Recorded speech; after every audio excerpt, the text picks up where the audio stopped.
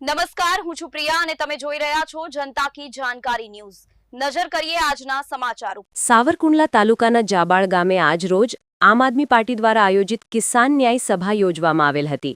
ત્યારે આમ આદમી પાર્ટીમાં ગામના 100 કરતાં વધારે ભાજપ કોંગ્રેસના કાર્યકર્તાઓ, ખેડૂતો, યુવાનો આમ આદમી પાર્ટીનો ખેસ ધારણ કરી આમ આદમી પાર્ટીમાં જોડાયા હતા। આજની મીટિંગ આમ આદમી પાર્ટીના યુવા આગેવાન આંબરડી તાલુકા પંચાયતના પ્રભારી હિતેશ દોંગાની આગેવાની હેઠળ યોજવામાં આવી હતી।